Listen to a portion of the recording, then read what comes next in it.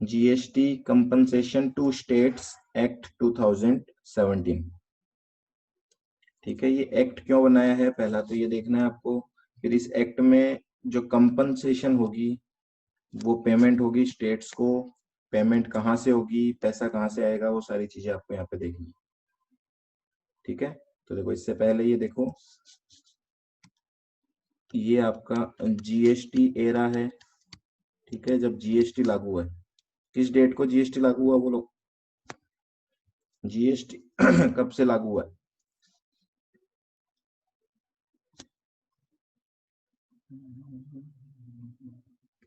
Date बताएगा क्या कोई? जीएसटी से, जीएसटी कौन सी डेट से लागू हुआ है?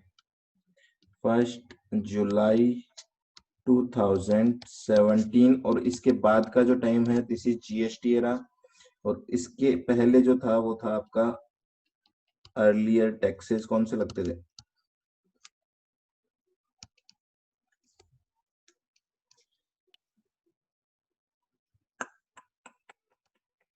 पहले जो टैक्सेस लगते थे मतलब अप टू कहां तक? Up to 30 June 2017।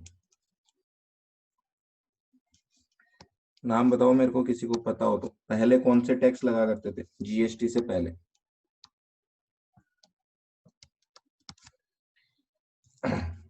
जीएसटी से पहले sale tax, service tax, VAT. Sales tax का नाम ही था वेट। ठीक है, देखो पहले कुछ टैक्सेस लगते थे, अब कुछ टैक्सेज को हटा के वहां पे जीएसटी आया।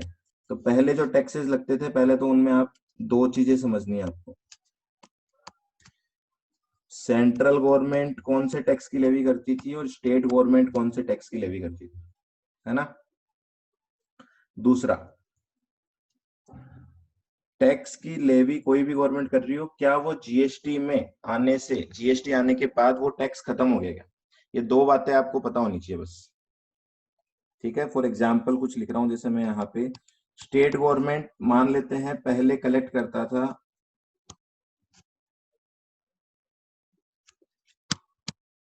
Wait and CST.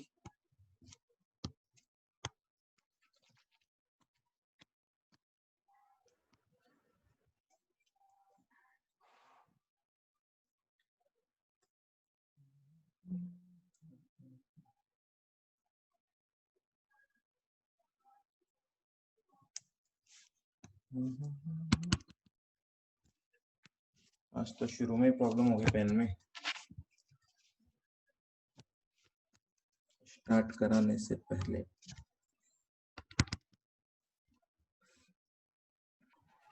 देखो मैं बोल रहा हूँ पहले वेट लगा करता था। ठीक है, वेट लगाती थी स्टेट गवर्नमेंट। पहले मान लेते हैं हम एक्साइज ड्यूटी लगती थी। एक्साइज ड्यूटी, सर्विस टैक्स, ये लगाया जाता था सेंट्रल गवर्नमेंट के द्वारा।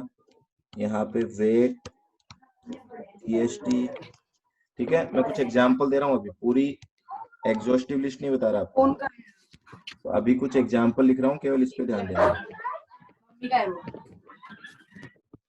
ठीक है, अब देखो मान लेते हैं पहले स्टेट गवर्नमेंट लगा रही थी वेट, सीएसटी, और सेंट्रल गवर्नमेंट लगा रही थी excise duty and service tax. अब मैं ये मान के चल रहा हूँ कि ये सारे ही टैक्स खत्म हो गए जीएसटी आने से। ठीक है, जीएसटी आने के बाद ये चारों टैक्स खत्म हो गए। टोटल 17 टैक्सेस थे जो कि जीएसटी आने से खत्म हुए, टैक्स से सरचार्ज सब मिला के। ठीक है, तो पहले तो आप कंसेप्ट समझो, वो लिस्ट हम बाद में देखेंगे। तो यहाँ पे मैं ये बोलना चाह रहा हूं, अगर जीएसटी आ गया तो जीएसटी आने के बाद स्टेट गवर्नमेंट के पास जो टैक्सेज आ रहे थे वो टैक्सेज आना बंद हो जाएंगे, और उसकी जगह स्टेट गवर्नमेंट की कौन सी रेवेन्यू आएगी? जीएसटी। ठीक है, और जीएसटी में आप जानते हो जीएसटी के दो पोर्शन होते हैं, इंट्रा स्टेट में और इंटर स्टेट भी है, तो उसका 50% अपोर्शन होके स्टेट गवर्नमेंट के पास आ जाता है।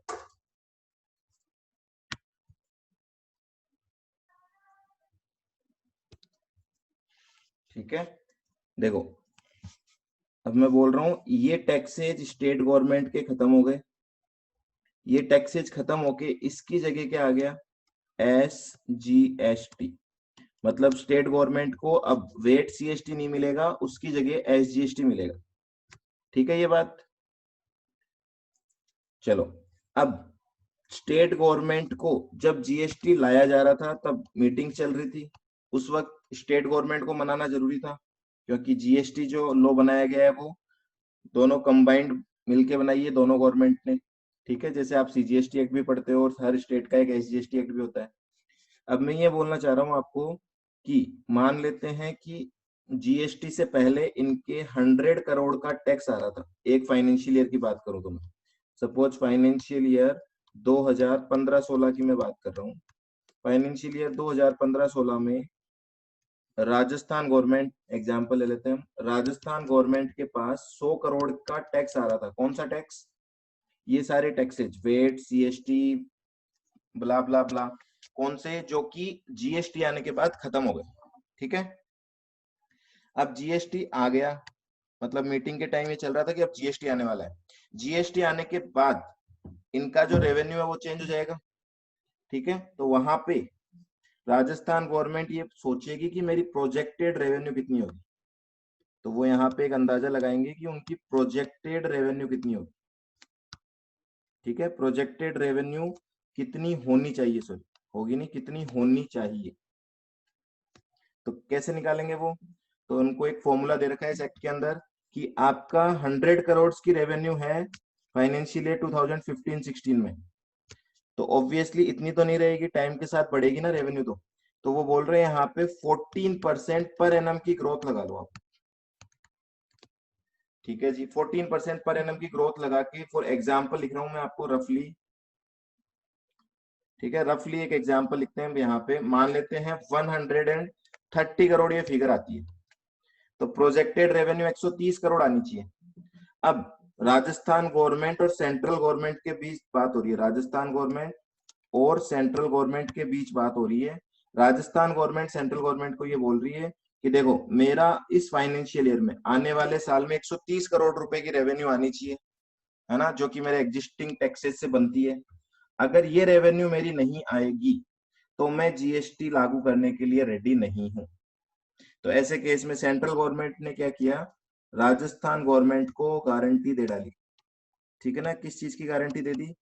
कि आपको अगर आपका टैक्स कलेक्शन 130 करोड़ से कम रहता है तो वो जो बैलेंस अमाउंट है वो हम आपको पे करेंगे।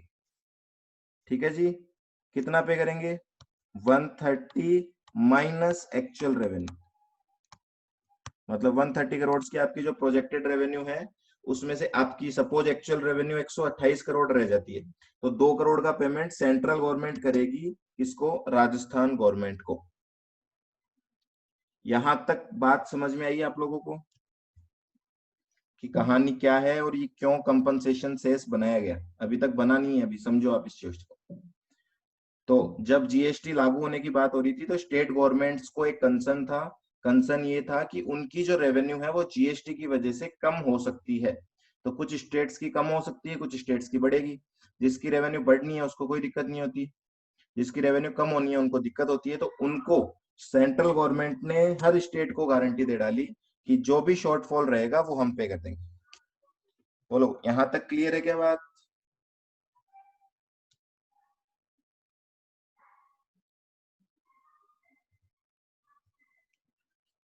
ठीक है, यहां तक कोई इशू नहीं है। अब चलो आगे, आगे देखना। अब सेंट्रल गवर्नमेंट ने गारंटी तो दे दी, गारंटी देने से क्या होता है, पैसे कहां से लाएंगे ये? तो सेंट्रल गवर्नमेंट ने गारंटी देने के बाद एक एक्ट बना दिया, that is GST compensation to states act 2017। Act बनाया मतलब ऑब्वियसली पार्लियामेंट से पास हुआ है। तो इस एक्ट में क्या बोला? इस एक्ट में बोला कि जब भी कोई सप्लाई होगी, जब भी कोई सप्लाई होगी, सप्लाई मतलब क्या, वही जो आपने पढ़ रखा है सीजीएसटी एक्ट में, जब भी कोई सप्लाई होगी, भले ही वो सप्लाई इंट्रा स्टेट हो, भले ही वो सप्लाई इंटर स्टेट हो, यहाँ पे कोई फर्क नहीं पड़ेगा। ठीक है, इंट्रा इंटर में कब फर्क पड़ता है? जब सीजीएसटी एजीएसटी की बातें कर रहे हो आप। कंपनसेशन से इस पे कोई फर्क नहीं पड़ता, कोई भी नेचर की सप्लाई हो। तो सप्लाई तो यहाँ पे प्लेस ऑफ सप्लाई का भी कोई फर्क नहीं पड़ने वाला है।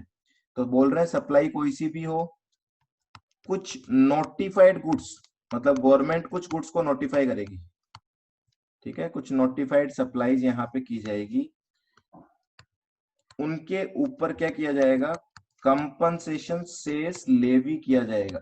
मतलब अल्टीमेटली सेंट्रल गवर्नमेंट ने क्या कर दिया, सेंट्रल गवर्नमेंट ने जो गारंटी दी थी स्टेट्स को, वो पैसा खुद नहीं देगी, वो पैसा भी कहां से इकट्ठा करेगी, वो भी यहाँ सप्लायर से इकट्ठा करेगी। मतलब नॉर्मली जब सप्लायर एक इनवॉइस इशू करेगा, सप्लायर होगा, वो रेसिपिएंट को इनवॉइस देगा, ठीक है, यहाँ पे मान लेते हैं कोई सप्लाई हुई है, और ये जो सप्लाई है ये नोटिफाइड गुड्स की सप्लाई है, तो ऐसे केस में सीजीएसटी एसजीएसटी तो आएगा ही आएगा इसके पास, साथ में ये एक अमाउंट और कलेक्ट करेगा कस्टमर से, वो कौन सा होगा, कंपनसेशन सेस। ये अमाउंट इकट्ठा होता जाएगा सेंट्रल गवर्नमेंट के पास एक अलग से अकाउंट में, तो यहाँ पे एक फंड बनेगा, कंपनसेशन सेस फंड, ठीक है ना, एक सेपरेट फंड बनाया जाएगा, सारा का सारा पैसा इस फंड में ट्रांसफर होता जाएगा। आ रही बात समझ में?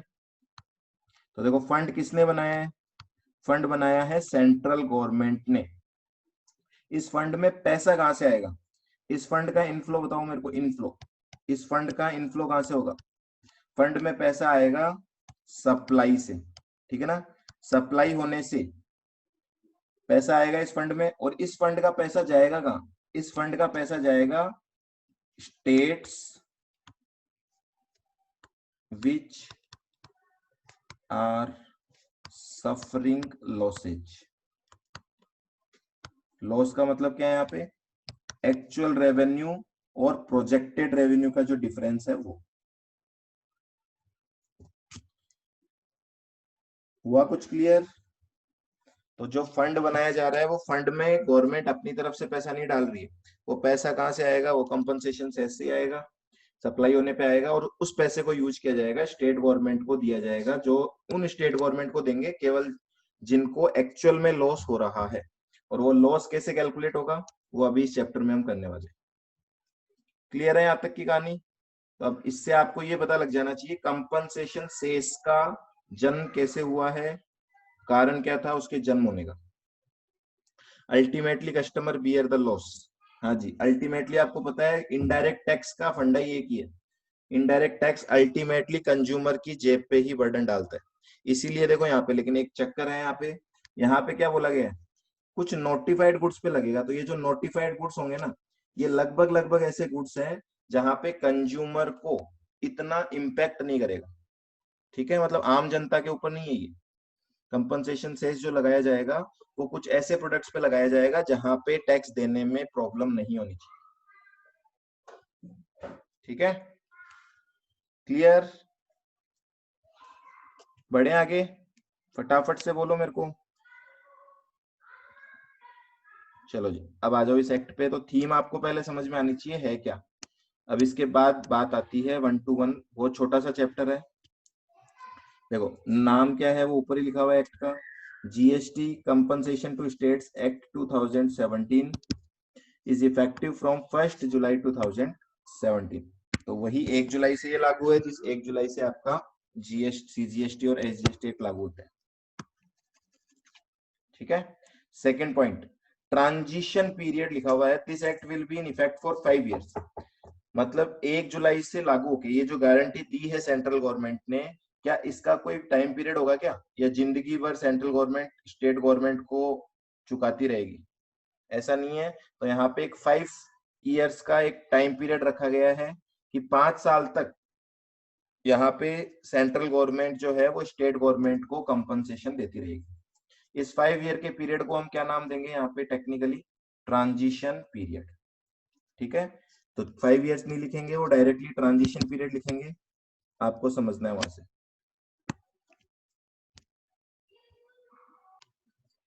हाँ जी, नेक्स्ट पॉइंट है, the central government has given guarantee to the states that will be suffering loss of revenue due to introduction of GST during the transition period. मतलब इस 5 साल के दौरान उनको जो भी लॉस होंगे उसकी भरपाई की जाएगी सेंट्रल गवर्नमेंट के द्वारा।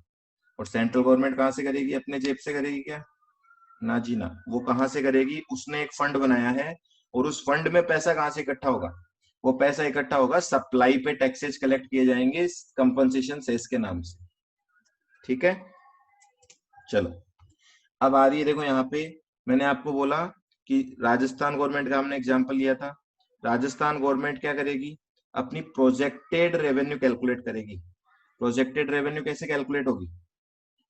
एग्जिस्टिंग जो टैक्स कलेक्शन है उस पे 14% के हिसाब से ग्रोथ लगा के।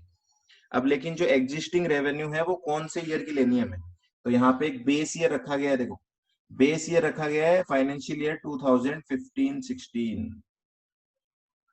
मतलब बेस ईयर की रेवेन्यू एक बार ही कैलकुलेट होगी। जीएसटी में जब 5 सालों तक आपको कंपनसेशन मिलेगा तो बार बार में कैलकुलेट थोड़ी करनी है। आपको बेस ईयर की रेवेन्यू एक ही लेनी है। बेस ईयर कौन सा होगा? Financial year 15-16। अब बात आ रही है फाइनेंशियल ईयर 15-16 में स्टेट गवर्नमेंट की कौन कौन सी रेवेन्यू को हमें कंसिडर करना है? तो एक वर्ड में आंसर आता है इसका, हमें केवल उन्हीं रेवेन्यू को कंसिडर करना है जो रेवेन्यू जीएसटी आने के बाद बंद हो गई। आ रही बात समझ में? जैसे फॉर एग्जांपल एक चीज पूछ रहा हूं आपको, जो एल्कोहल पे वेट लगता है ना, alcoholic liquor for human consumption पे जो वेट लगता है, क्या वो जीएसटी आने के बाद वेट खत्म हो गया या अभी भी वो वेट चालू है? नहीं हुआ वो खत्म। तो देखो जो चीज अभी भी खत्म नहीं हुई है उसको बेस ईयर रेवेन्यू में हम कंसिडर नहीं करेंगे। ठीक है, लॉजिक आपको पता है क्यों नहीं करेंगे? क्योंकि हम तो वही बोल रहे हैं ना कि जीएसटी आने की वजह से जो हमारी रेवेन्यू बंद हो गई है ना, उसको कंसिडर करेंगे। तो सिंपल सी लैंग्वेज में हम बोल रहे हैं, जो भी रेवेन्यू स्टेट गवर्नमेंट की जीएसटी आने की वजह से बंद हुई है केवल उसको ऐड करते चलो। ठीक है, इसकी लिस्ट देखो नीचे बना रखी है, अच्छे से देख लो। एक बार जम्मू कश्मीर वाले कॉलम को छोड़ दो, केवल अदर स्टेट्स वाले को देखो, है ना। जम्मू कश्मीर में केवल एक ही फर्क है, वो लास्ट में देखिए। अब आपको देखते जाओ, पहला सेंट्रल एक्साइज ड्यूटी। बताओ सेंट्रल एक्साइज ड्यूटी क्या स्टेट गवर्नमेंट को मिलती थी क्या? नहीं। तो ये तो बंद होने का सवाल ही नहीं है। जब ये पहले भी नहीं मिलती थी अभी भी नहीं मिलती, तो इसको नो लिखा हुआ है। नो का मतलब है कि बेस ईयर रेवेन्यू में इसको इंक्लूड नहीं करना है। ठीक है, दूसरा duties of excise on medicinal and toilet preparations, इसको इंक्लूड करना है। क्यों? क्योंकि ये जीएसटी आने से खत्म हो गई।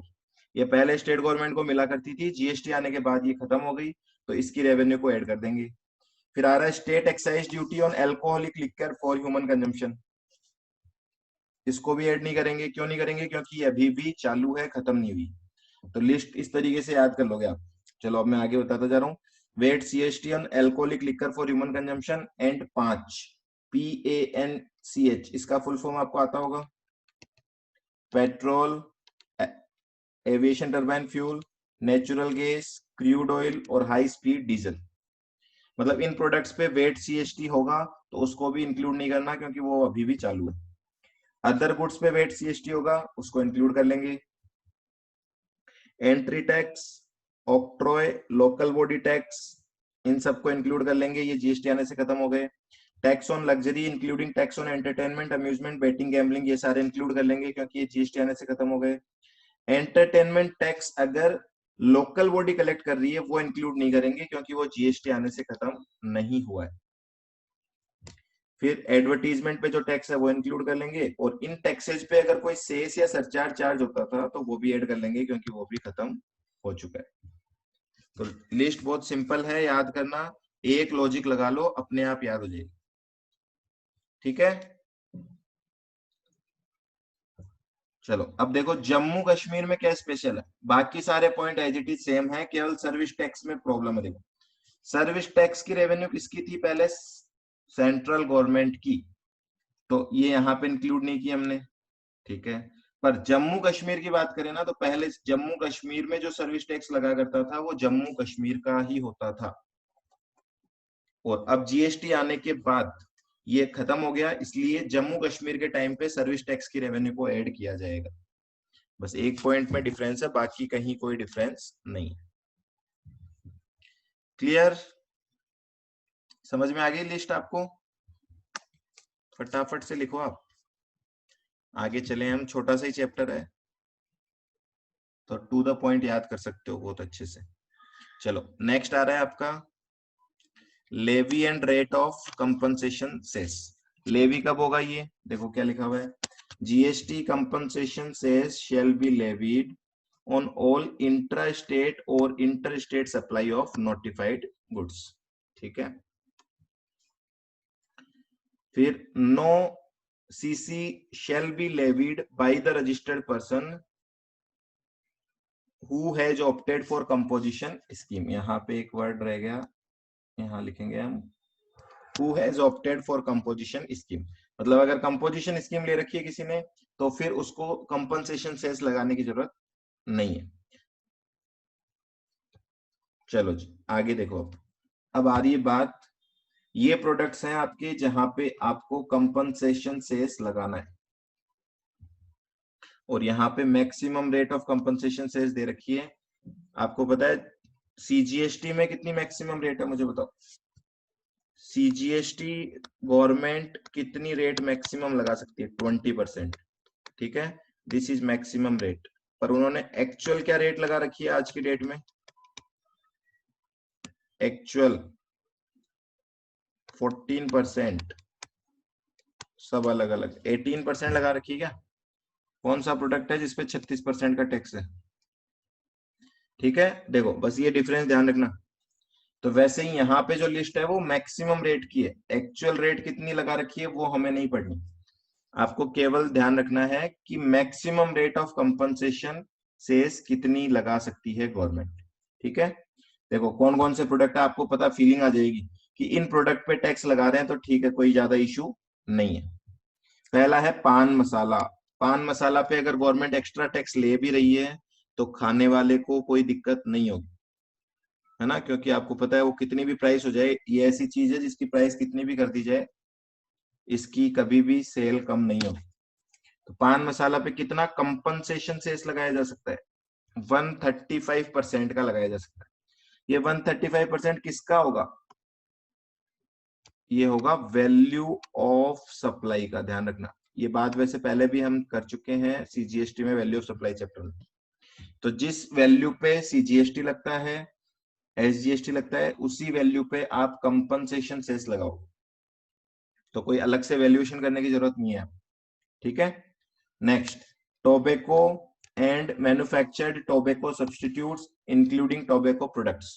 यहाँ पे मैक्सिमम रेट है 4170 रुपए पर 1000 स्टिक्स, और 290% और कॉम्बिनेशन ऑफ बोथ। मतलब व्हाट हैपेंड,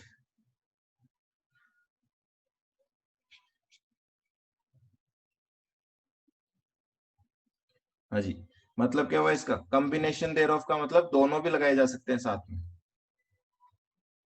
ठीक है, नेक्स्ट कोल ब्रिकेट्स एटसेट्रा, यहाँ पे रेट है 400 रुपए पर टन की। Aerated water 15%।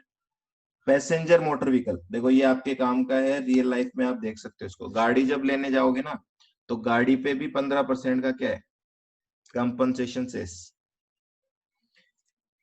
जिसकी सीटिंग कैपेसिटी 10 पैसेंजर की हो वो यहाँ पे कवर नहीं होगी। ठीक है, वो तो नॉर्मली व्हीकल हो गए ट्रांसपोर्टेशन के लिए। तो पैसेंजर जब गाड़ी लेने जाएंगे तो गाड़ी पे भी कंपनसेशन सेस लगेगा। और एनी अदर सप्लाई पे 15% है। एनी अदर सप्लाई मतलब क्या, हमने ऊपर क्या लिखा था, जिसको गवर्नमेंट नोटिफाई करेगी केवल उसी पे लगेगा कंपनसेशन सेस। तो ये जो लिस्ट है ये तो एक्ट के अंदर दे रखी है ना। इस लिस्ट पे टैक्स कितना लगा सकती है गवर्नमेंट वो दे रखा है हमें, पर इस पे लगाएगी कितना वो नोटिफिकेशन बताएगा, जो नोटिफिकेशन हमारे कोर्स में नहीं है। ठीक है, तो यहाँ पे टैक्स लगा रखा है गवर्नमेंट ने, पर जो रेट है वो इतनी नहीं है, इनसे थोड़ी कम कर रखी है उन्होंने। क्लियर, फटाफट से बता दो, यहां तक सबको क्लियर है?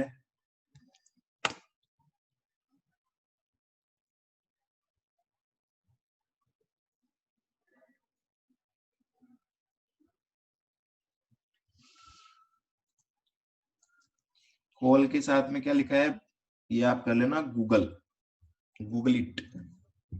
ठीक है, प्रोडक्ट्स की लिस्ट है ये तो। To do a search, open the Google app and type in the box. You can also tap the microphone or say चलो जी, नेक्स्ट पे आ जाओ। Collection of compensation cess and audit. Collection कौन करेगा कंपनसेशन सेस का, बताओ। Central government करेगी, state government करेगी, या दोनों हाफ हाफ करेंगे? Wrong answer. कितनी धीरे धीरे, अच्छे से तो थीम समझाइए आप लोगों को। कंपनसेशन सेस कौन कलेक्ट कर रहा है यहाँ पे, देखो मैंने कितना अच्छे से बना के दिया है आपको डायग्राम। कंपनसेशन से सेंट्रल गवर्नमेंट कलेक्ट कर रही है, वो एक अलग से फंड बना के रखेगी, उसमें जमा करेगी। जमा करने के बाद उसमें से स्टेट्स को बांटा जाएगा जिन स्टेट्स को लॉस हो रहा है। इतनी सी बात ध्यान रखनी है, ठीक है। तो कलेक्शन जो करेगा सीसी का, वो करेगा सेंट्रल गवर्नमेंट। यहाँ पे आधा आधा नहीं होगा, ऐसा मत बोलना इंट्रा स्टेट है तो हाफ हाफ बांटेंगे, इंटर स्टेट है तो पूरा, ऐसा नहीं होगा। यहाँ हमेशा कलेक्शन सेंट्रल गवर्नमेंट ही करेगी, कोई सी भी सप्लाई हो कोई फर्क नहीं पड़ता, ठीक है। देखो, collection GST compensation cess shall be collected by central government on both intra state supply as well as inter state supply. तो मैं आपको बोल ही रहा हूं ना, यहाँ प्लेस ऑफ सप्लाई का कोई मतलब ही नहीं निकलता, क्योंकि प्लेस ऑफ सप्लाई का मतलब किस चीज के लिए निकलता था? एक तो इस चीज के लिए कि इंटर स्टेट पता लग सके, और दूसरा जहां पे प्लेस ऑफ सप्लाई है उस गवर्नमेंट को टैक्स मिल सके। तो इसका तो सारा टैक्स सेंट्रल गवर्नमेंट के पास ही जाना है, ठीक है। तो यहाँ पीओएस से कोई लेना देना नहीं है कंपनसेशन सेस के लिए। दूसरा, the GST compensation cess collected shall be deposited in separate GST compensation cess fund, ठीक है जी। ये पैसा फंड में चला जाएगा। ये जो फंड होगा, ये फंड किसके अंडर आएगा? ये फंड आएगा सेंट्रल गवर्नमेंट के अंडर, ध्यान रखना, मतलब सेंट्रल गवर्नमेंट की ओनरशिप में है ये फंड। इस फंड की ऑडिट कौन करेगा? इस फंड की ऑडिट करेगा C&AG, ठीक है। C&AG इसकी ऑडिट करेगा, क्योंकि गवर्नमेंट के फंड्स की ऑडिट C&AG ही करता है। C&AG खुद करेगा या वो अपने आप किसी को ऑथोराइज करेगा, वो करेगा। इसकी जो फीस होगी C&AG की, वो कौन पे करेगा? वो सेंट्रल गवर्नमेंट पे ही करेगी। बस, ये तो छोटे छोटे से पॉइंट है, क्लियर। अब सब लिखोगे आप फटाफट, इसमें भी कंजूसी करते हो, ओके लिखने में भी कंजूसी। चलो, क्योंकि इसमें कुछ डाउट नहीं रहना चाहिए, छोटा सा चैप्टर है, एक क्वेश्चन भी आता है तो वो पूरे मार्क्स देने चाहिए आपको। नेक्स्ट आ रहा है पॉइंट, प्रोजेक्टेड रेवेन्यू है, तो प्रोजेक्टेड रेवेन्यू कैसे कैलकुलेट की जाएगी, ठीक है। ये है आपका, थोड़ा सा इसमें प्रैक्टिकल पोर्शन आ रहा है, तो इसको एग्जांपल के साथ देखते हैं।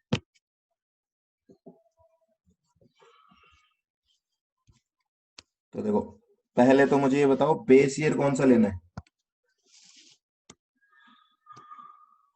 प्रोजेक्टेड रेवेन्यू निकालने के लिए बेस ईयर कौन सा लेना है? फाइनेंशियल ईयर 2015-2016, ठीक है। ये बेस ईयर हो जाएगा। अब देख लेना एक बार, बहुत सिंपल सी कैलकुलेशन है। बेस ईयर में आप क्या करोगे? गवर्नमेंट, कौन सी गवर्नमेंट? कोई भी स्टेट गवर्नमेंट, हर स्टेट गवर्नमेंट अपनी अपनी कैलकुलेशन करेगी। कोई भी स्टेट गवर्नमेंट ले लेते हैं हम, एग्जांपल राजस्थान गवर्नमेंट की बात करते हैं। राजस्थान गवर्नमेंट को वेट से कितनी कमाई हुई थी? 50 करोड़ की। सीएसटी से कितनी कमाई हुई थी? 20 करोड़ की, ठीक है। लग्जरी टैक्सेस से कितनी हुई थी? 20 करोड़ की। ऐसे फलाना फलाना। यहाँ पे कौन कौन से टैक्स लिए जाएंगे, ये बात अब आपको पता होनी चाहिए। यहाँ पे कौन कौन से टैक्सेस को मैं कलेक्ट करके मानू यहाँ पे कैलकुलेशन, बताओ। केवल उन्हीं टैक्सेज को जो कि जीएसटी से पहले स्टेट गवर्नमेंट लिया करती थी, और जीएसटी के आने के बाद वो टैक्सेज बंद हो गए हैं। अगर पुराना कोई टैक्स चालू है उसको यहाँ पे कंसिडर नहीं करना है। ऊपर मैंने आपको लिस्ट बना के दे रखी है वैसे, ठीक है। तो देखो, राजस्थान गवर्नमेंट की बेस ईयर की जो रेवेन्यू है वो 100 करोड़ बनती है, ठीक है जी। बेस ईयर की रेवेन्यू 100 करोड़ बन गई। अब मैं बात कर रहा हूँ, राजस्थान गवर्नमेंट अपनी प्रोजेक्टेड रेवेन्यू कैलकुलेट कर रही है। प्रोजेक्टेड रेवेन्यू का मतलब क्या है? जितनी रेवेन्यू होनी चाहिए इनकी, ठीक है। कौन से फाइनेंशियल ईयर की कैलकुलेट कर रही है? फॉर एग्जांपल वो कर रहे हैं 18-19 फाइनेंशियल ईयर की कर रहे हैं, चलो इसका ले लेते हैं। अब प्रोजेक्टेड रेवेन्यू कैसे निकालेंगे? बोल रहे हैं प्रोजेक्टेड रेवेन्यू के लिए, प्रोजेक्टेड रेवेन्यू के लिए जो ग्रोथ रेट लेनी है आपको, वो कितनी लेनी है? Growth rate is equal to 14% per annum, और ये कंपाउंडेड बेसिस पे ध्यान रखना, compounded annually.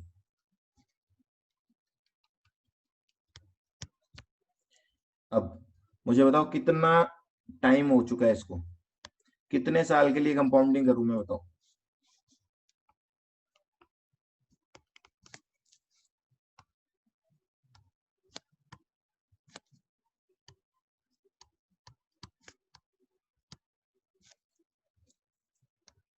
This is the formula, compound interest का यही फॉर्मूला होता है ना, प्रिंसिपल इंटू 1+i⁴n।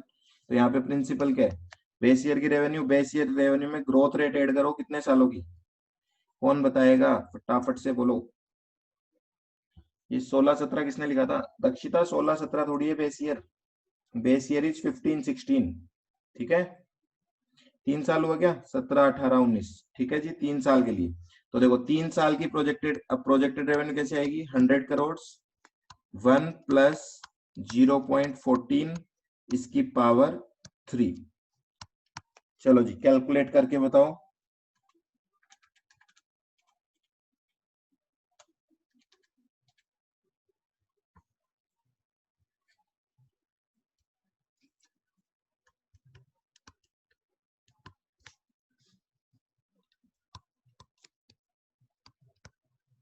लो जी, this is the revenue Rajasthan government should receive during financial year 2018-19। पर क्या ये एक्चुअल फिगर्स है क्या? नहीं, ये तो प्रोजेक्टेड रेवेन्यू है। मतलब सेंट्रल गवर्नमेंट ने गारंटी क्या दे रखी है वो समझना है आप। सेंट्रल गवर्नमेंट ने बोल रखा है आपको फाइनेंशियल ईयर 18-19 में इतनी रेवेन्यू मिल जाएगी, है ना। मान लेते हैं आपको यहाँ पे SGST का कंपोनेंट जो बनता है आपका, प्लस जो आपको IGST से अपोर्शन होके आता है ना, यही आएगा ना। क्या ये दो ही टैक्स मिलने वाले हैं क्या स्टेट गवर्नमेंट को, या कुछ और भी मिलेगा? जल्दी से जवाब देंगे। क्या स्टेट गवर्नमेंट को यही दो टैक्सेस मिलने वाले हैं, या इसके अलावा भी कुछ मिलने वाला है?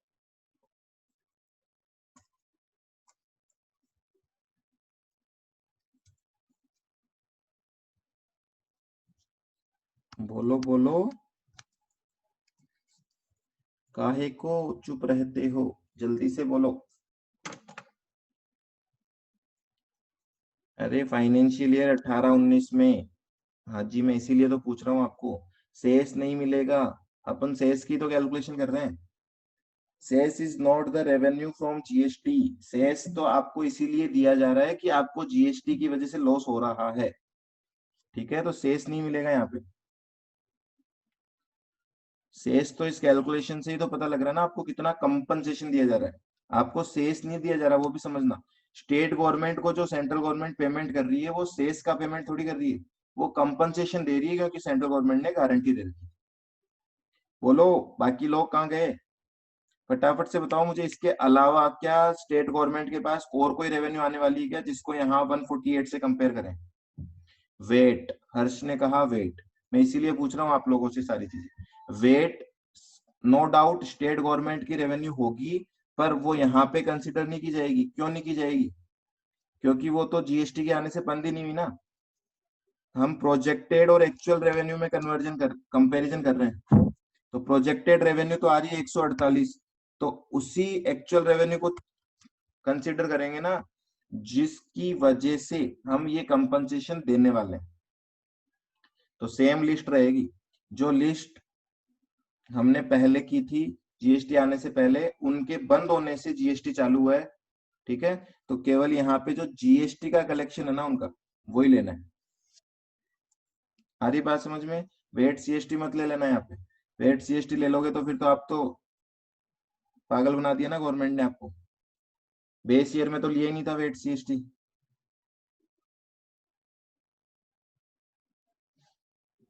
बोलो बोलो, सत्यम बोल रहा है UT GST। ये लड़का पागल है, पागल है, पागल हो गया ये तो। स्टेट गवर्नमेंट के पास कब से UT GST आने लग गया बेटा? वंस मोर, चलो मैं क्या बता रहा हूँ अब देखो, थोड़ा सा अगर आपके ऊपर से जा रहा है कोई चीज तो, हाँ तो जगह ना, मैं क्या पूछा आपको क्वेश्चन, राइट क्वेश्चन का राइट जवाब नहीं दोगे तो फिर ऐसे ही होगा।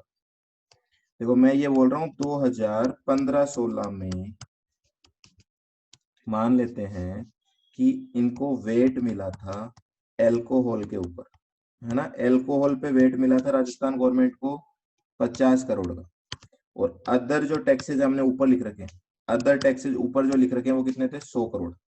मुझे बताओ बेस ईयर की रेवेन्यू के वक्त मैंने कितनी बेस ईयर रेवेन्यू मानी थी इसकी? बेस ईयर रेवेन्यू क्या 150 करोड़ मानी थी या 100 करोड़ ही मानी थी?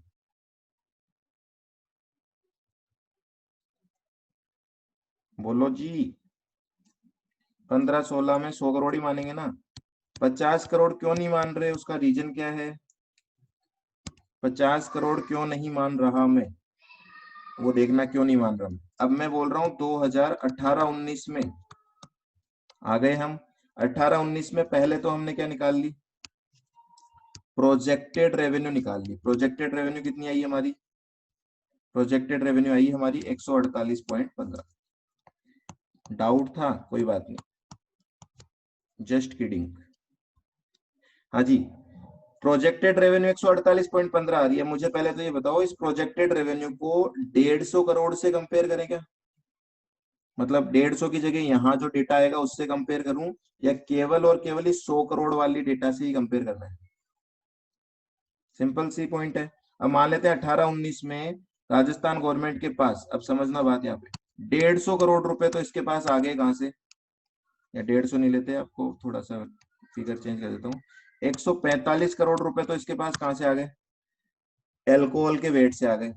और 130 करोड़ इसके पास कहां से आए, अदर टैक्सेस। मतलब यहाँ पे अदर टैक्सेस कौन से हो जाएंगे, एसजीएसटी प्लस आईजीएसटी का जो अपोर्शन पोर्शन है वो, ठीक है ना। अब मुझे बताओ, अब समझ में आ रही है बात? अब कंपैरिजन किसको करना है आपको, 148.15 इज द प्रोजेक्टेड रेवेन्यू, तो यहाँ पे इस साल की एक्चुअल रेवेन्यू कितनी लोगे आप बोलो? क्या 275 करोड़ एक्चुअल रेवेन्यू लेंगे या 130 करोड़ एक्चुअल रेवेन्यू लेंगे? What should be the actual revenue? 130 crore. तो यहाँ पे अब तो नहीं है कोई डाउट। देखो प्रोजेक्टेड, राजस्थान गवर्नमेंट ने अपना प्रोजेक्शन बताया, अपना प्रोजेक्शन मतलब जो एक्ट में लिखा हुआ है, वो अपने मन से नहीं बता रहे। एक्ट के अकॉर्डिंग 14% की ग्रोथ माने तो 148.15 करोड़ की रेवेन्यू होनी चाहिए थी, जबकि एक्चुअल में रेवेन्यू कितनी आई है राजस्थान गवर्नमेंट के पास, 130 करोड़। तो यहाँ पे कितना शॉर्टफॉल है, वो बोल रहे हैं कि वो सेंट्रल गवर्नमेंट जो है वो राजस्थान गवर्नमेंट को दे देगी। कितना पैसा देगी, ये यहाँ पे पेमेंट कर देंगे 18.15 करोड़ का। कहां से करेगी भाई सेंट्रल गवर्नमेंट, कहां से लाएगी 18 करोड़ रुपए? तो सेंट्रल गवर्नमेंट कोई अपनी जेब से नहीं दे रही, इसने एक फंड बनाया था, सीसी कंपनसेशन सेस फंड, इसी फंड से दे दिया जाएगा राजस्थान गवर्नमेंट को पैसा। अब आ रही बात समझ में? तो देखो यहाँ पे गलती इसीलिए बता रहा हूं, ये 145 करोड़ इररेलेवेंट हो जाएगा। क्यों? आप समझना, मैं एक ही वर्ड में आंसर बोल रहा हूँ, केवल उन्हीं टैक्सेज को कंसीडर करो जो जीएसटी के पहले गवर्नमेंट को मिलते थे, जीएसटी के बाद गवर्नमेंट को मिलना बंद हो गए, है ना। तो ये 50 करोड़ तो पहले भी मिलता था, ये आज भी मिल रहा है, तो ये हमारे डिस्कशन का पॉइंट नहीं है, इसमें कोई लॉस प्रॉफिट चेक नहीं करना। क्लियर है क्या?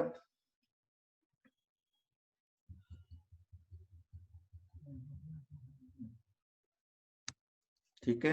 अब देखो यहाँ पे ये, चलो नीचे हो ही गया, खैर मैं यहाँ पे ये बता रहा था 148.15 करोड़ प्रोजेक्टेड रेवेन्यू है, और मान लेते हैं एक्चुअल रेवेन्यू 130 करोड़ ही रह जाती है, तो कंपनसेशन टू स्टेट कितना मिलेगा?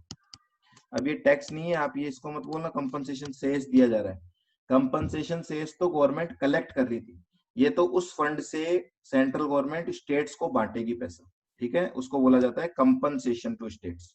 कितना देगी? वही 18.15 करोड़। अब ये कैसे दिया जाएगा वो भी अभी डिस्कस करना है हमें। बोलो ये क्वेश्चन सोल्व कर सकते हो अब आप, कि भाई प्रोजेक्टेड रेवेन्यू कैलकुलेट करना आता है क्या आपको? अभी तक तो इतना ही ध्यान रखना है, एक तो बेस ईयर रेवेन्यू में क्या क्या जोड़ना है वो आना चाहिए, एक प्रोजेक्टेड रेवेन्यू कैलकुलेट कैसे होगी वो देखना है। क्यों प्रोजेक्टेड रेवेन्यू कैलकुलेट कर रहे हैं? ताकि उसको एक्चुअल रेवेन्यू से कंपेयर कर सके। एक्चुअल रेवेन्यू मतलब क्या? एक्चुअल रेवेन्यू मतलब केवल और केवल एसजीएसटी और आईजीएसटी का अपोर्शन पोर्शन। सेस मत लेना यहाँ पे, क्योंकि सेस कोई मिलता ही नहीं है स्टेट गवर्नमेंट को, आप लोगे कहाँ से। और वेट और अदर टैक्सेस जो आज भी चल रहे हैं वो भी मत लेना, ठीक है, क्योंकि वो कंपैरिजन के लिए कंसीडर नहीं किए जाएंगे। लो जी, this is your projected revenue, 14% की ग्रोथ ले लो। And projected revenue shall be calculated using projected growth rate on base year revenue. ठीक है, हाँ जी, नोट कर लो एग्जाम्पल को। अच्छा है ना, देखो पूरा एग्जाम्पल हो गया इससे, इसको नोट कर लो अच्छे से। नीचे वाला तो चाहे मत करना, यहाँ तक कर लो आप, ये ऊपर वाला जो एग्जाम्पल लिखा रखा है। बेस ईयर रेवेन्यू में और प्रोजेक्टेड रेवेन्यू में कैलकुलेशन किस तरीके से करनी है।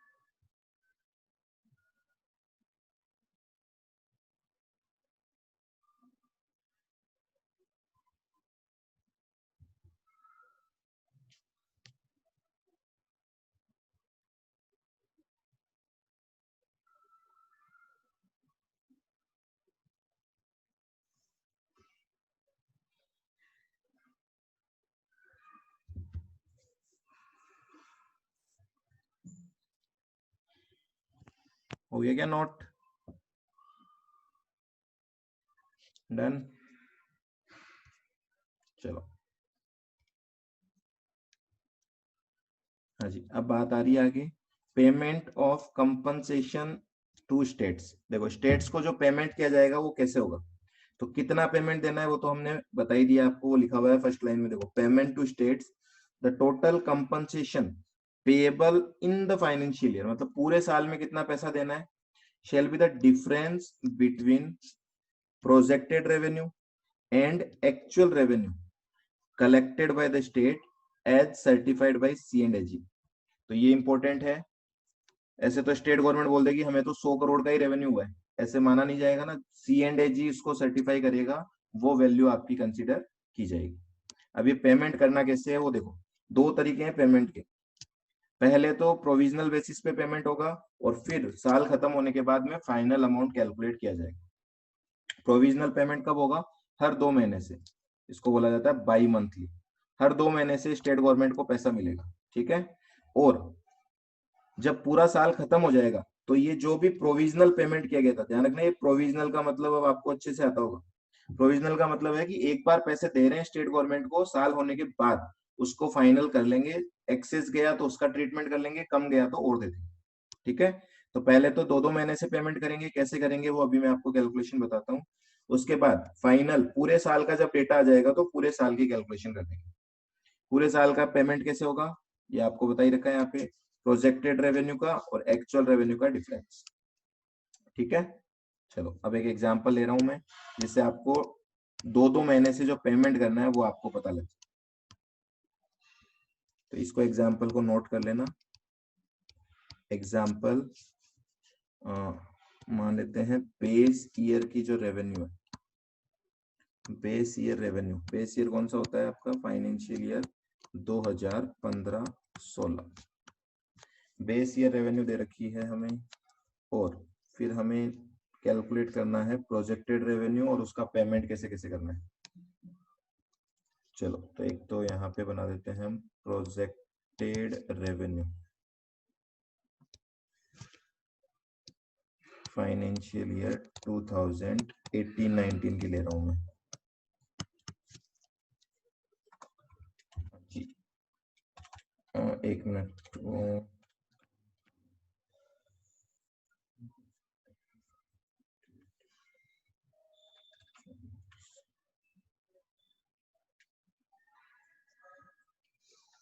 देखो अगर बेस ईयर रेवेन्यू है आपकी 97.1959 CR। अब मुझे कैलकुलेट करके बताओ फटाफट से, प्रोजेक्टेड रेवेन्यू कितनी आएगी आप, what will be the projected revenue.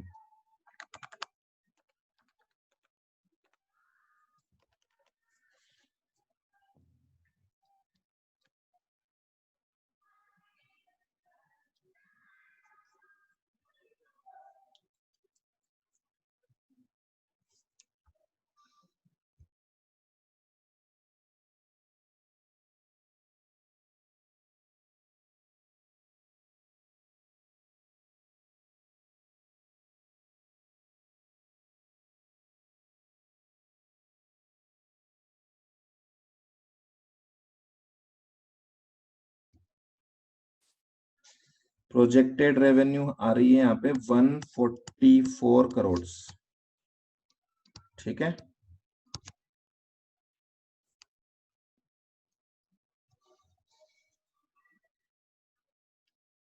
चलो जी, अब मैं आपको दो दो महीने का डेटा लेना है यहाँ पे, तो आप यहाँ पे कॉलम बना दो। एक बनेगा अप्रैल मई जून जुलाई अगस्त सितंबर अक्टूबर नवंबर दिसंबर जनवरी और फरवरी मार्च, ठीक है। दो दो महीने से पेमेंट करना है, तो इस तरीके से दो दो महीने डिवाइड कर लिए हमने। अब पहली बात आती है यहाँ पे, दो चीजें आपको कंपेयर करनी है हमेशा, एक प्रोजेक्टेड रेवेन्यू, एक एक्चुअल रेवेन्यू। प्रोजेक्टेड रेवेन्यू देखो, अगर पूरे साल की प्रोजेक्टेड रेवेन्यू 144 है, तो 2 महीने की कितनी प्रोजेक्टेड रेवेन्यू होनी चाहिए, प्रोपोर्शनेट कर दो इसको, कितनी होगी बोलो। अगर एक साल की 144 है तो 2 महीने की कितनी होगी, 24। तो ये तो हर 2 महीने के लिए सेम रहने वाली है, 24 24 24 24 24 24, ठीक है जी। एक्चुअल रेवेन्यू, दो दो महीने से जो सर्टिफाइड डेटा आएगा वो हम ले लेते हैं यहाँ पे एक्चुअल रेवेन्यू का। एक्चुअल रेवेन्यू यहाँ मान लेता हूं मैं 20 करोड़ की हुई थी, ठीक है। यहाँ मान लेते हैं हम 22 करोड़ की हुई थी, यहाँ मान लेते हैं हम 28, यहाँ मान लेते हैं हम 23, यहाँ मान लेते हैं हम 29, और यहाँ हम ले लेते हैं सपोज 23। चलो 31 ले लेते हैं। अब देखो यहाँ पे बताओ मुझे, पहले 2 महीने के लिए क्या कोई कंपनसेशन दिया जाएगा क्या, compensation payable by by central government to state government, बोलो जी, करो। बेसिक सी कैलकुलेशन है, कितने अमाउंट का पेमेंट करेगी यहाँ पे 4, क्योंकि 4 शॉर्ट रह गया था। लो जी 4 कर दिया हमने। अब अगले महीने कितना करेगी, 2, क्योंकि 2 शॉर्ट रह गया। अगले महीने कितना करेगी, 0, पक्का, ठीक है जी, 0 आपने कहा। नेक्स्ट बता दो, अगले महीने में आपको क्या लगता है कितने का पेमेंट होगा, क्योंकि यहाँ पे 1 करोड़ शॉर्ट है।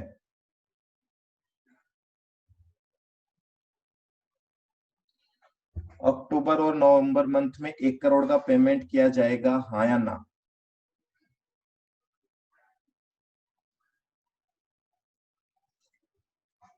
नहीं किया जाएगा। देखो क्यों नहीं किया जाएगा वो आप यहाँ देखना।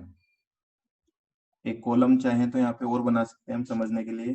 क्यूमुलेटिव शॉर्टेज कितनी पड़ रही है आपके पास, क्यूमुलेटिव लॉस बना रहा हूं मैं यहाँ, ठीक है ना, क्यूमुलेटिव लॉस। और एक कॉलम बना रहा हूं यहाँ पे क्यूमुलेटिव पेड। तो यहाँ पे 4 का लॉस हुआ, आपको पेमेंट कर दिया 4 का। यहाँ पे टोटल लॉस कितना हो जाएगा, 4 और 2 6, और पेमेंट भी यहाँ तक कितना हो गया टोटल 6 करोड़ का। यहाँ पे देखो आपका क्यूमुलेटिव लॉस कितना है बताओ। अगस्त और सितंबर के एंड में अगर मैं क्यूमुलेटिव लॉस कैलकुलेट करूंगा तो कितना है सेंट्रल गवर्नमेंट का, सॉरी स्टेट गवर्नमेंट का, 2 करोड़ का है क्या, 2 करोड़ का क्यूमुलेटिव लॉस है। जबकि गवर्नमेंट आपको पेमेंट कितना कर चुकी है, 6 करोड़ का पेमेंट तो ऑलरेडी कर चुकी है वो, ठीक है। तो अक्टूबर नवंबर में पेमेंट कितना किया जाएगा, बोल रहे हैं अक्टूबर नवंबर में कोई पेमेंट नहीं किया जाएगा, वापस नहीं लिया जाएगा, बस पेमेंट नहीं करेंगे, ठीक है। चलो ये भी बना लेते हैं साथ के साथ हम। अब यहाँ पे क्यूमुलेटिव लॉस कितना हो गया आपका 3 करोड़ का, जबकि आपको पेमेंट कितना किया जा चुका है अभी तक 6 करोड़ का। और आगे बढ़ो, अगली बार आपकी रेवेन्यू आ गई ज्यादा, कोई बात नहीं है। क्यूमुलेटिव लॉस कितना हो गया आपको, कितनी ज्यादा आ गई 7 -4, मतलब आपका कोई लॉस नहीं है यहाँ पे, आपका एक्सेस हो गया यहाँ पे, ठीक है। और जबकि गवर्नमेंट ने आपको कितना पेमेंट कर चुका है, 6 का पेमेंट कर रखे हैं वो आपको ऑलरेडी, कोई बात नहीं है। तो इस टाइम भी कुछ पेमेंट नहीं होगा, अगले मंथ भी होगा क्या आप सोचो, नहीं होगा। यहाँ पे क्यूमुलेटिव लॉस कितना है, कोई लॉस नहीं है, 3 करोड़ आपके पास ज्यादा है, जबकि आपको ऑलरेडी कितना अमाउंट पे किया जा चुका है 6 करोड़। तो यहाँ पे अगर पेमेंट की पूछू तो 0 है। लो जी, ये टेबल आपको समझ में आ रही है क्या, पहले तो ये चेक करके बताओ, किसी को कोई डाउट है तो बोलो। रिपीट करना है, देखो पहले हमने क्या किया, प्रोजेक्टेड रेवेन्यू निकाली, फिर उसको 2-2 महीने के कॉलम बना लो, क्योंकि 2-2 महीने से पेमेंट होगा, ठीक है। प्रोजेक्टेड रेवेन्यू को 2-2 महीने में डिवाइड किया तो चॉइस चॉइस आ गया हमारे, यहाँ तक कोई इशू नहीं है। फिर मैंने एक्चुअल रेवेन्यू मेरे मन से लिख दी कि हर महीने की इतनी इतनी एक्चुअल रेवेन्यू है। अब आप क्या करो, एक कॉलम बना लो पहले ही, क्यूमुलेटिव लॉस। देखो पहले 2 महीने के एंड में 4 करोड़ का लॉस है, फिर 2 महीने के एंड में 2 और बढ़ गया तो 6 करोड़ का लॉस हो गया, फिर 4 कवर हो गए तो 2 करोड़ का लॉस, फिर 3 करोड़ का लॉस टोटल, फिर -4 मतलब 4 करोड़ की यहाँ पे आपको सरप्लस हो गया और 3 करोड़ का सरप्लस हो गया। तो कुल मिला के अगर मैं एक बार बाई मंथली को भूल जाऊं, क्या अगर पूरे साल की कैलकुलेशन करूं तो क्या सेंट्रल गवर्नमेंट आपको कोई भी पेमेंट करेगी क्या, इसका जवाब दो।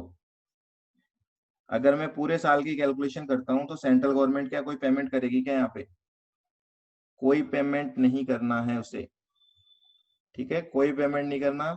जबकि आपको पेमेंट मंथ बाई मंथली बोला है, मतलब 2-2 महीने से देना ही है सेंट्रल गवर्नमेंट को। तो उन्होंने क्या किया, हम ये चेक कर रहे हैं, यहाँ पे देखो 4 करोड़ का लॉस है, तो 4 करोड़ का यहाँ पे कंपनसेशन दे देंगे, हो गया, ये तो कोई इशू नहीं है फर्स्ट पे।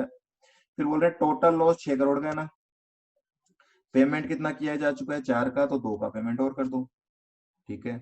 यहाँ पे टोटल लॉस कितने का है 2 करोड़ का, पेमेंट कितने का किया जा चुका है ऑलरेडी 6 करोड़ का, तो कोई पेमेंट नहीं करना, बात खत्म, ठीक है। आगे सेम यही सिचुएशन चल रही, तो आगे कोई पेमेंट नहीं करना, ठीक है यहाँ तक।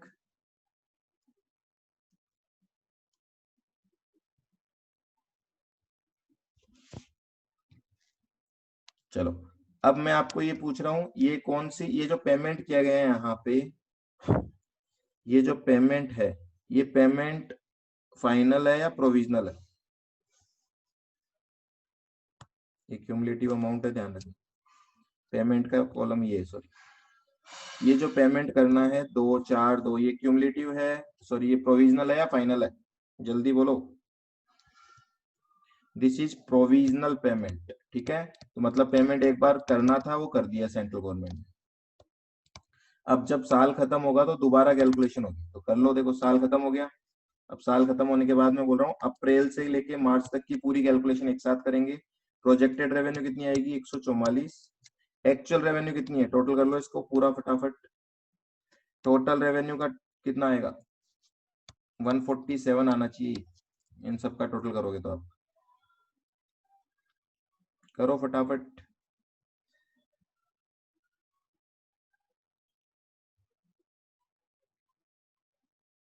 सही है। अब देखो प्रोजेक्टेड 144 है, एक्चुअल रेवेन्यू 147 है, तो कंपनसेशन पेएबल कितना बनता है? 0 बनता है। मतलब आपको कोई कंपनसेशन नहीं मिलना चाहिए, जबकि आपको सेंट्रल गवर्नमेंट ने कंपनसेशन दे कितना दिया? 6 करोड़। तो अब हमें क्या समझ में आता है, साल खत्म होने के बाद 6 करोड़ रुपए क्या होगा? स्टेट गवर्नमेंट क्या करेगी, वापस दे देगी क्या सेंट्रल गवर्नमेंट को? ये होना चाहिए ना कायदे से। तो साल खत्म होने के बाद स्टेट गवर्नमेंट लौटा दे, पर ऐसा नहीं है। उन्होंने बोला है हम 1 साल का इंतजार करेंगे। ये कौन सा था? 18-19। बोल रहे हैं अगर कोई एक्सेस पेमेंट कर देती है सेंट्रल गवर्नमेंट, कोई इशू नहीं है, फाइनेंशियल ईयर 19-20 में उसको एडजस्ट कर लेंगे हम, है ना। 19-20 में भी अगर एडजस्ट नहीं हो पाता है, यहाँ पे अगर वो अमाउंट अनएडजस्टेड रहता है, तो फिर स्टेट गवर्नमेंट क्या करेगी? सेंट्रल गवर्नमेंट को रिफंड कर देगी। Is it clear? मतलब 1 साल में अगर कोई एक्सेस आ गया, कोई इशू नहीं है, नेक्स्ट ईयर में एडजस्ट करेंगे। नेक्स्ट ईयर में एडजस्ट करने के बाद भी अगर कोई अमाउंट बच जाता है, तो स्टेट गवर्नमेंट दोबारा सेंट्रल गवर्नमेंट को क्या कर देगी? रिफंड कर देगी। ठीक है, चलें अब आगे। आगे नोट्स हमारे, लो जी नोट्स पे आ जाओ आप। तो ये आपकी प्रोविजनल कैलकुलेशन हो गई, ये आपकी फाइनल कैलकुलेशन हो गई। Excess amount shall be adjusted in the next financial year. देखो लिखा हुआ है इसमें, at the end of financial year the GST compensation payable shall be finally calculated and if the CC already paid is in excess, अगर already paid excess में है तो then excess amount shall be adjusted in the next financial year. If the excess amount remained unadjusted at the end of next financial year, then such amount shall be refunded by the respective state to the central government. Clear? चलो सब कुछ खत्म हो चुका है इस chapter में, केवल एक लास्ट बात हो रही है, वो आप और समझ लो। यहाँ पे जो फंड बनाया गया था, fund CC fund, compensation cess का जो फंड बनाया गया था, इस फंड में पैसे आ रहे थे कहां से? कंपनसेशन सेस से। जा कहां रहे थे? स्टेट गवर्नमेंट को कंपनसेशन के रूप में जा रहे थे। ट्रांजिशन पीरियड जब खत्म होगा, eight the end of transition period, जब ट्रांजिशन पीरियड खत्म हो जाएगा, तो इस फंड में जो बैलेंस होगा उसका क्या करना है? इस फंड में जो अनयूटिलाइज्ड बैलेंस होगा उसका क्या करना है? ना जी ना, ये कंज्यूमर वेलफेयर फंड में नहीं जाएगा। ठीक है, इस फंड का क्या करना है? बोल रहे हैं इस फंड के 2 हिस्से कर देंगे, है ना। कुछ हिस्सा सेंट्रल गवर्नमेंट के हाथ में जाएगा, कुछ स्टेट गवर्नमेंट्स के हाथ में जाएगा, है ना। मतलब बहुत सब स्टेट्स को बढ़ जाएगा। मतलब सेंट्रल गवर्नमेंट कितना हिस्सा लेगी इसका? 50%। और ये कहाँ ट्रांसफर हो जाएगा? ये हो जाएगा consolidated fund of India. Consumer welfare fund मत लिखना, सेंट्रल गवर्नमेंट का जो कंसोलिडेटेड फंड होता है। कंसोलिडेटेड फंड का मतलब है कि उस फंड से गवर्नमेंट कहीं भी पैसा यूटिलाइज कर सकती है, और बाकी का जो बचा हुआ 50% पैसा है वो स्टेट गवर्नमेंट्स में डिवाइड हो जाएगा, स्टेट गवर्नमेंट्स और यूनियन टेरिटरीज में, है ना। किस रेशियो में डिवाइड होगा वो, ये इंपॉर्टेंट आता है दोबारा, कि ये जो रेशियो होगा डिवाइड करने का, ये क्या होगा? तो रेशियो बहुत सिंपल सा है, प्रीसीडिंग फाइनेंशियल ईयर की उनकी जो जीएसटी की रेवेन्यू है उस रेशियो में डिवाइड कर दिया जाएगा। क्लियर है? This is your last point, कि फंड के बैलेंस का क्या करना है। तो फंड का 50% सेंट्रल गवर्नमेंट ले जाएगी कंसोलिडेटेड फंड ऑफ इंडिया में, और बचा हुआ 50% स्टेट गवर्नमेंट्स को दे दिया जाएगा। रेशियो क्या रहेगा?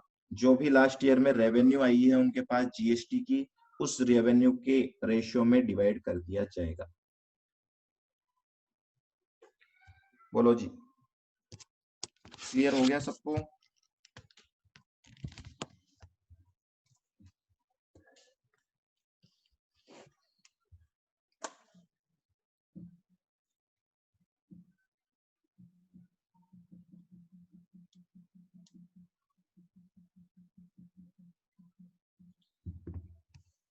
ठीक है। है, तो ये देखो नोट्स में लास्ट में ये बात लिखी हुई है जो मैंने आपको यहाँ पे फंड डिवाइड की बताई।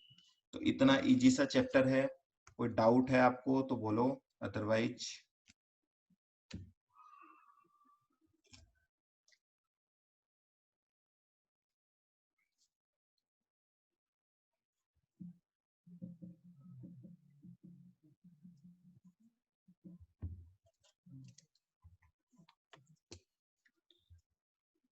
ठीक है। फिर कोई डाउट नहीं है किसी को, क्लास कर दें फिर एंड।